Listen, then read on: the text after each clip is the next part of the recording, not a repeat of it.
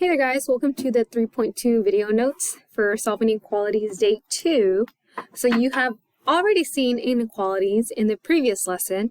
So same idea, now we're just doing variables on both sides. So remember, solving inequalities is just like solving equations. So remember that if you multiply or divide by a negative number, you must flip the symbol. Which means if it's less than, it becomes greater than. If it's greater than, it becomes less than, so on and so forth. So, when we have variables on both sides, it's extra important that we go through our 5 steps. These are the steps that you see on your desk, which is you ask yourself, can I distribute? Can I combine like terms? Get variables onto one side, get constants on the other, or solve for the variable. So, let's start with the first example. We have 2x plus 1 greater than 3 times the quantity of 2x plus 3 plus 4. So we still treat this symbol as if it's an equal sign. So I still draw a line through my symbol. And step 1, can I distribute? Well, yes, I see parentheses. So that's where I will start. 3 times 2 is 6, so you end up with 6x. 3 times 3 is 9, so you end up with 9. So 3 times 2x is 6x, 3 times 3 is 9, and you bring everything else down. Plus 4, 2x plus 1, greater than. Next, can I combine like terms? On the left side, this has an x, this doesn't, so they are not like terms. However, on this side, I see that I have 2 terms that can be considered like terms. I have a constant 4 and a constant 9. Since they are on the same side, I don't do inverse operations. I don't do minus 4, or minus 9, minus 9. Instead, I can just combine these. 9 plus 4 will give you 13. Bring down your 6x, bring down your greater, 2x plus 1. So the first 2 steps were just distribute and combine like terms. Next, can I move variables to one side of the equal sign? Well, yes, because I have 2 variables. So I'm going to do minus 6x minus 6x. That will cancel out the variable on the right side. And now I have 2x minus 6x, which is negative 4x, plus 1 greater than 13. So at this point, I am now on step 4, move constants to the other side of the equal symbol. So I have to get rid of the plus 1. I will do so by doing minus 1, which will give me negative 4x greater than 12. Last step, here we go. Solve using inverse operations, usually division. In this case, since we're multiplying by x, negative 4x is negative 4 times x, you are indeed going to divide. And I'll write my answer up here. So you end up with 4's cancel out. X, 12 divided by negative 4 is negative 3. But be careful, remember, if you multiply or divide by a negative number, you must flip the symbol. Well, I divided by a negative 4. So instead of writing greater than, you're going to write less than. Cool beans. So that's the answer for this example up top. Now, the problems aren't always that difficult. They don't always need to use all 5 steps. Sometimes we use less than 5 steps. So for example, in example 1, there are no parentheses, so we will not distribute. We do not do step 1. However, you may notice that, hey, there's an r and there's an r. I can combine like terms. Be careful. This is not r plus r. Do not say this is 2r. This is negative r plus r. So I have like terms r and negative r. Now I know when I see a variable by itself, I can write a 1 in front of it. So it's really negative 1 plus 1. Well, negative 1 plus 1 is 0. So in fact, my r's cancel out. So I'm just left with 5 less than or equal to 5. There's no x here, which means if your x's cancel out completely, you have 2 cases, infinite solutions or no solutions. So let's see if this statement is true. Is 5 less than or equal to 5? Well, yeah, 5 is equal to 5. Since this is a true statement, that means I have the case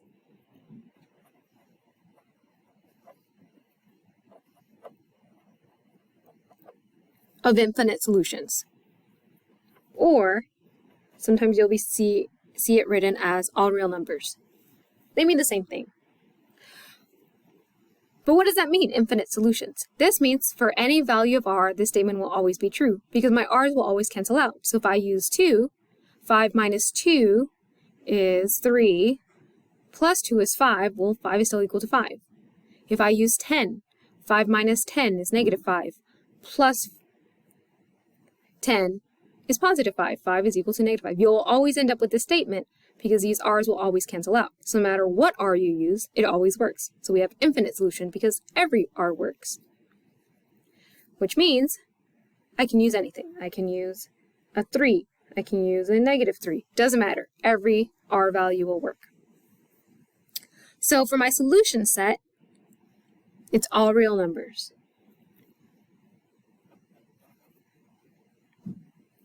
Which is just a fancy R that represents all real numbers, or infinite solutions. They mean the same thing. So for this one, I don't have to draw anything. I mean, you could draw a number line going in both directions, because it includes all numbers. Let's do another example. So in this example, there are parentheses, so I know I can distribute. So I'm going to distribute my 5. 5 times 4 is 20. 5 times 3 is 15, greater than 80. Next, I see that I have a 20 and an 80 non-variable numbers. They're on different sides, so I have to use inverse operation to get them on the same side. So I'm going to minus 20 to cancel it out on the left side, but to also bring it over to the right side, where I can combine them now that they're on the same side. 80 minus 20 is 60. Now notice, don't flip your symbol. You might say, Miss Fuentes, that's a negative. Only if you multiply or divide by a negative. So then bring down the 15v. Do not do minus 15 minus 15. In this case, since it's my last step, I'm just going to divide by 15. V greater than, still don't flip my symbol. I divided by a 15, not negative 15, so I can still keep it greater than 4. So my solution set is all values of v greater than 4. Numbers greater than 4 include 5, 7, a bunch of numbers. So on my number line, let's say I want to draw you 4, 5, 6, 7, 8, 9, 10. I'm going to draw a circle, and then it's going to point towards the area that has numbers greater than 4. Now I didn't fill in my circle because it's greater than, not greater than to equal to. So 4 is not part of my solution set. 5 is, 6 is, 7 is, but not 4 itself. All right, 2 more examples. So we have example 3, which is negative 3 plus n less than or equal to n minus 8. So I have variables on both sides in this case. So I still don't distribute. I cannot combine like terms because these cannot combine. So I'm going to get my variable on one side. So let's say I want to cancel out the variable on the right side. So I'm going to do minus n, minus n. My line, I did it slightly off, but that's fine. The n cancels out here. I can bring down my negative 8, bring down my less than or equal to. Notice I have n minus n again. They cancel out. So I'm only left with negative 3 less than or equal to negative 8.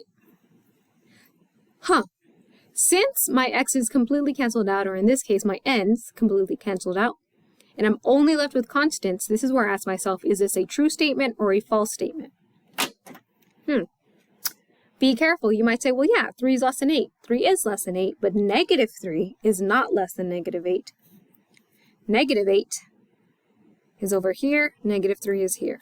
So this is actually a false statement.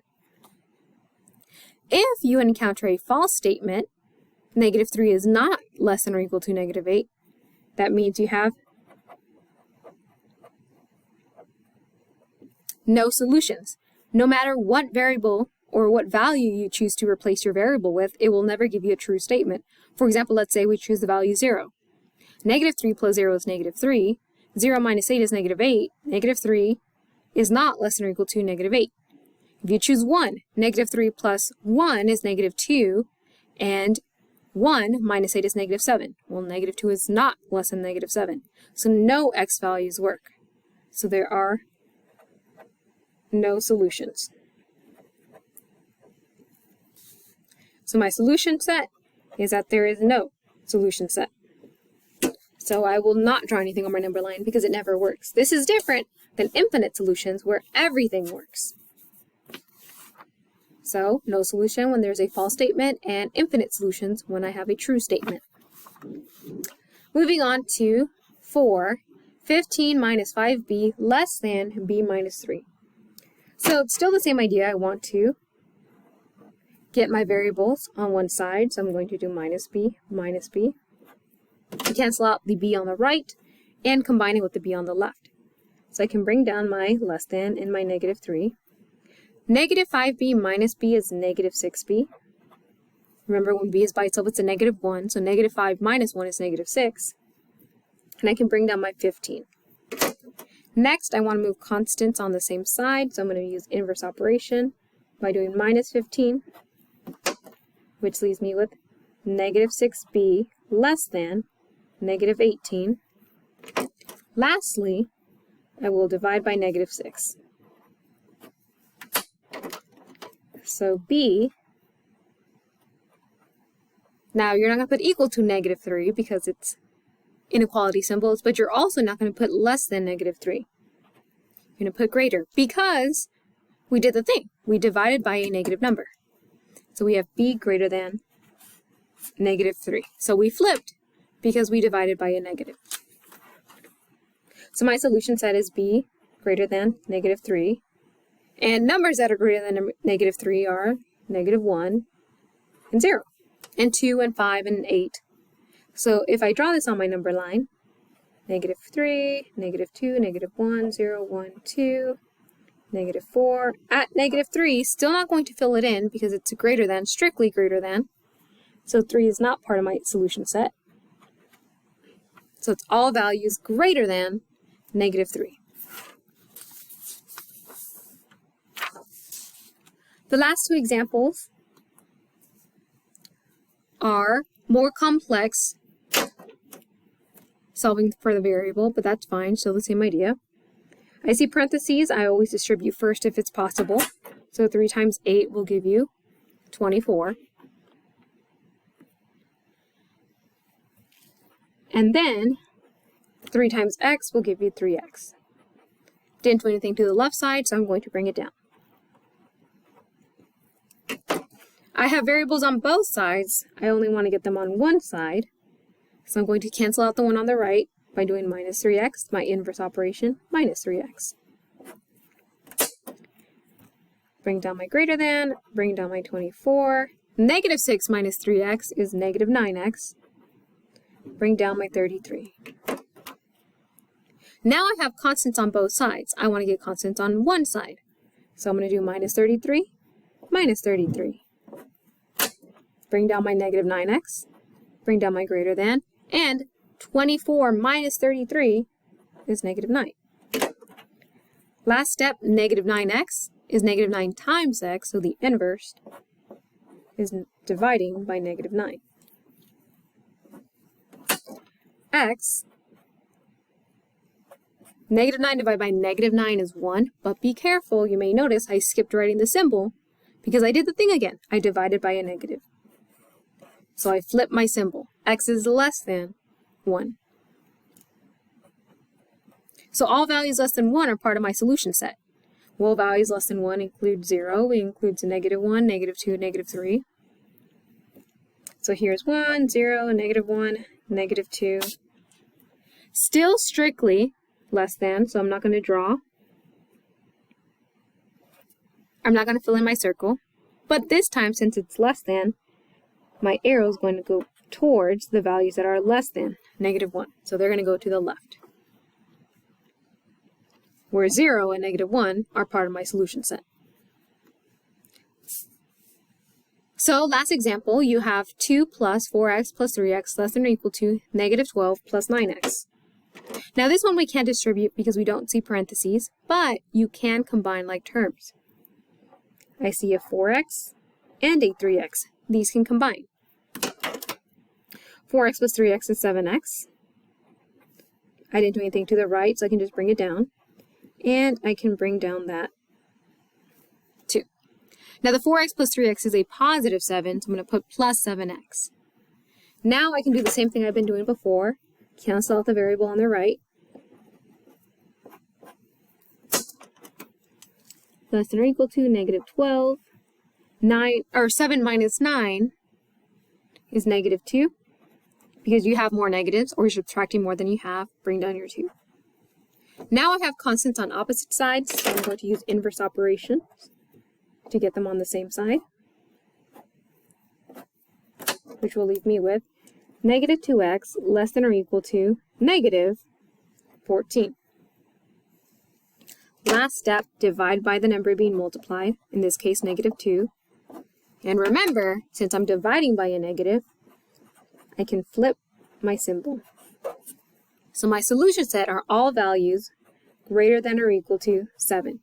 Remember, you do not always flip your symbol. You only flip your symbols if you divide or multiply by a negative number. So numbers greater than 7 include 9, 10, 11, 12, 100. So I'm going to draw 7 here. 8, 9, 10, 11, 6, 5. This time, however, since it's less than or equal to, I can fill in my circle. And since it's all values greater, I can draw my arrow pointing to the right. And that's it. That's it for your notes. You can now move on to your practice in your packet. If you have any questions, feel free to ask your teacher or sign up for tutoring.